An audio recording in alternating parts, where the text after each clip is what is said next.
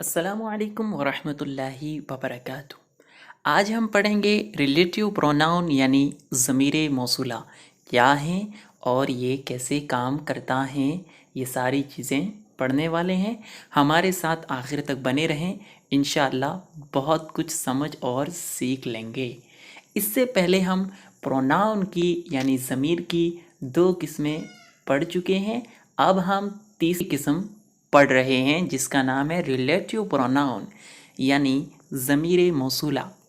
जिस तरह अरबी के अंदर एक इसमें मौसूल या हरफ मौसूल दो जुमलों के रब्त को एक साथ कर देता है यानी दो जुमलों को मिला देता है, दो जुमलों को एक जुमले में बदल देता है, वैसा ही काम यहाँ रिलेटिव प्रोनाउन भी करेगा क्योंकि ये भी एक ज़मीर मौसूल है। जो प्रोनाउन दो जुमलों को जोड़ने का काम करता है उसे रिलेटिव प्रोनाउन कहा जाता है। ये जुमले के बीच में आते हैं। जैसा कि आप जानते ही होंगे कि ज़मीर मौसूला जुमले के बीच में आता है। ज़मीर मौसूला से पहले आए हुए जुमले को एंटीसीडेंट कहा जाता है यानी जिसे मर्जा और मौसूल कहा जाता है उर्दू अरबी में। और ये दर्ज झैल हैं यानी रिलेटिव प्रोनाउन जो नीचे लिखे गए हैं ये सारे हैं। वाट जिसका माना है क्या, विच कौन सा, हु कौन, दैट के, हुम किसको, बट बल्कि, हुज किसका, इज जैसा। इन सब को आगे हम समझेंगे और इनको जब जुमलों में इस्तेमाल किया जाएगा तब इनके माने के अंदर, इनके तर्जमे के अंदर क्या तब्दीली होगी और किस अंदाज से तब्दीली होगी, ये सारी चीज़ें हम समझने वाले हैं। तो बने रहें हमारे साथ और इनके कवायद की तरफ हम अब बढ़ते हैं। सबसे पहला कायदा है रिलेटिव प्रोनाउन उमूमन जुमले के बीच में आता है यानी कोई भी सेंटेंस हो उस सेंटेंस के दरमियान में आएगा। और आपकी और आसानी के लिए बता दूं कि ये दो सेंटेंस के दरमियान उमूमन आता है यानी दो जुमले होंगे और उनके बीच में रिलेटिव प्रोनाउन को रखा जाएगा। हम आगे पढ़ेंगे और समझेंगे। दूसरा कायदा है हुज, हुम, हु का इस्तेमाल ज़विल उकूल यानी अक्ल वाली चीज़ों के लिए होता है, जबकि वाट गैर ज़विल उकूल के लिए और विच का इस्तेमाल जानदारों और बेजान चीज़ों के लिए होता है। यानी विच दोनों के लिए इस्तेमाल होगा, जानदार चीज़ें और गैर जानदार चीज़ें। हर एक को मिसाल से सीखते और समझते हैं ताकि आसान हो जाए। सबसे पहले हम हु को देखेंगे कि इसका इस्तेमाल किसके लिए हो रहा है।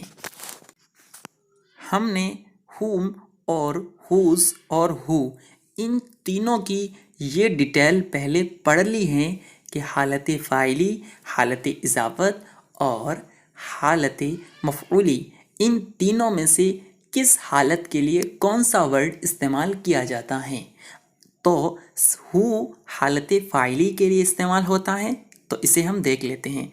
मिसाल देखेंगे, the man who is honest, वो आदमी हु जो कि, क्योंकि इसमें मौसूल का जो तर्जमा है वो उमूमन जो कि या वो जो कि या जिसको इस तरह का तर्जमा किया जाता है।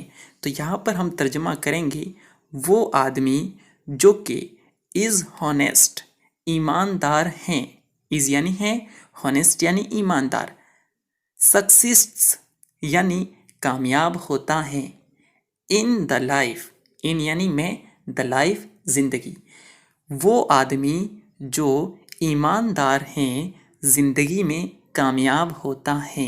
तो यहाँ पर हु को इस्तेमाल किया गया है और हालत फ़ाइली में इस्तेमाल किया गया है। इसी पर क़यास करते हुए हमें हुम और हुज़ को यानी हालत फ़ाइली और हालत इजाफ़त के लिए इस्तेमाल होने वाले वर्ड को भी समझ लेना है। अब हम देखते हैं विच का इस्तेमाल यानी जो कि जानदार और गैर जानदार दोनों के लिए इस्तेमाल हुआ करता है। दीज आर, ये हैं, द डॉग्स, कुत्ते, विच, जिन्होंने, बिट, काटा था, द चिल्ड्रन, बच्चों को।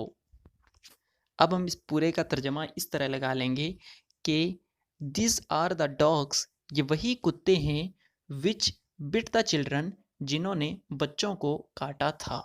तो विच का तर्जमा हमने जिन्होंने का किया है, जिन्हों का, और अरबी में भी इसी तरह इसमें मौसूल का तर्जमा लगाया जाता है। अब हम बढ़ते हैं आगे, कुछ मिसालें और सीख और समझ लेते हैं। अब हम हुम, जो कि हालत मफ़ऊली के लिए इस्तेमाल होता है, उसको मिसाल से समझते हैं। दिस वाज, ये था, द मैन, आदमी, हुम, जिसे, द पुलिस, पुलिस ने, अरेस्टेड, गिरफ्तार कर लिया था। तो अब हम इसका तर्जमा एक साथ यूं लगाएंगे कि ये वही आदमी था, हुम, जिसे द पुलिस अरेस्टेड, पुलिस ने गिरफ्तार किया था। तो यहाँ पर हमने हुम को इस्तेमाल किया है इसलिए कि हुम के ज़रिए से हम उस आदमी को बताना चाह रहे हैं जो कि यहाँ पर हालत मफ़ऊली के अंदर है, उसे गिरफ्तार किया गया है। तो इसलिए हमने हुम को इस्तेमाल किया गया है। अब हम बात करते हैं हालत इजाफ़त की। दिस इज़ द बॉय, ये वही लड़का है। दिस, ये, इज़, हैं, द बॉय, लड़का, हुज़, जिसकी, लाइफ, जिंदगी, वाज सेव्ड, बचा ली गई थी। ये वही लड़का है जिसकी जान बचाई गई थी। इसमें हुज लाइफ, हमने लाइफ की निस्बत किसकी तरफ की है, हुज, और हुज से मुराद कौन है, वो लड़का है। तो उस लड़के की तरफ हुज के ज़रिए से इजाफत यानी निस्बत की गई है, किसकी, लाइफ की, ज़िंदगी की। तो यहाँ पर क्या हुआ, हालत इजाफत।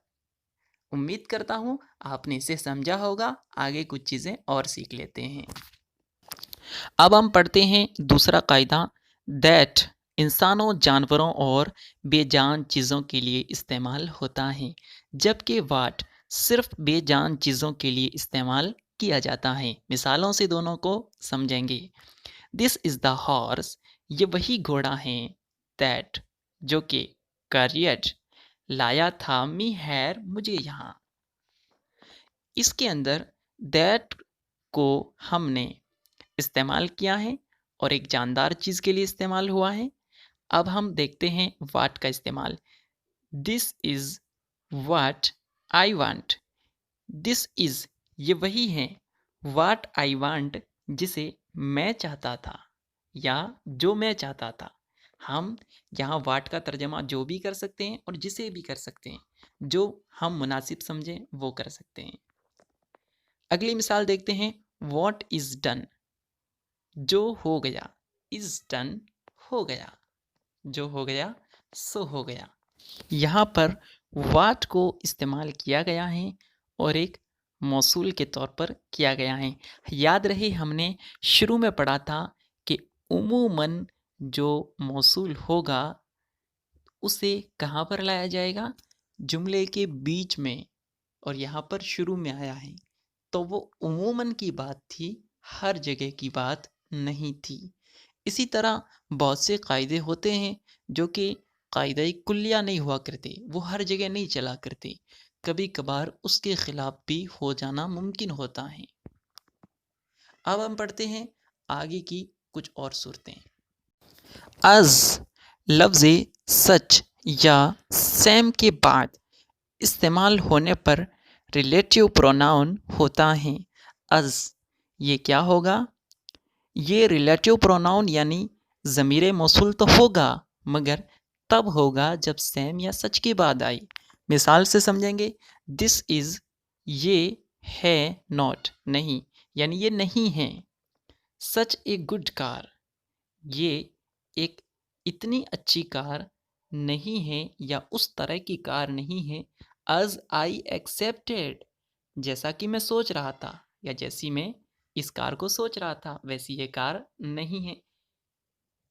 तो इसमें सच के साथ हमने अज़ को इस्तेमाल किया है जो कि सच के बाद में आ रहा है, तो इस सूरत में ये अज़ क्या होगा? मौसूल। इसी तरह अगली मिसाल देखते हैं।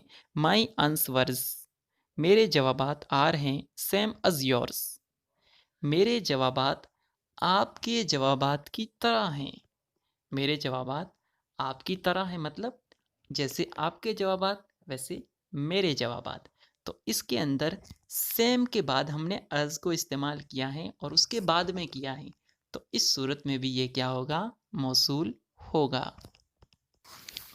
अब हम पढ़ेंगे चौथी सूरत, जिसमें ये बताया गया है कि बट का मफहूम क्या होता है। बट का मफहूम हु नॉट या विच नॉट, यानी कोई ऐसा नहीं के, कोई ऐसा नहीं के का तर्जमा किया जाएगा। और ये भी सुन लीजिए कि ये सिर्फ और सिर्फ हालत फ़ाइली के लिए इस्तेमाल होगा। हालत इज़ाफ़ी यानी पॉजेसिव केस, हालत मफ़ऊली यानी ऑब्जेक्टिव केस, इनमें इस्तेमाल नहीं किया जाएगा। सिर्फ और सिर्फ हालत फ़ाइली के लिए इस्तेमाल होगा। मिसाल देखेंगे और बट का तर्जमा देखेंगे। There was no one present but shed tears. Tears का माना होता है आंसू और शेड का माना होता है बहाने का। अब हम इस बट की वजह से इससे पहले वाले जुमले का तर्जमा इस तरह करेंगे, कोई आदमी या कोई भी आदमी ऐसा नहीं था। नो वन प्रेजेंट, कोई भी आदमी ऐसा मौजूद नहीं था। बट शेड टीयर्स, जिसने आंसू ना बहाए हो। अब हम इस जुमले के अंदर इस बट की वजह से पूरा एक तर्जमा अलग ही तरह का कर रहे हैं। तो अगर हमें इस तरह का तर्जमा कहीं पर भी करना मकसूद होगा तो हम बट को लगा करके पूरे जुमले के तर्जमे को हम एक अलग रूप और एक अलग रंग में ढाल सकते हैं। इस तरह आपको 8 जुमले बनाने हैं, जिनमें से हर जुमले में इनमें से हर एक वर्ड को इस्तेमाल करना है, यानी एक एक जुमला बना करके भेजना है। ठीक है। अस्सलामु अलैकुम व रहमतुल्लाह।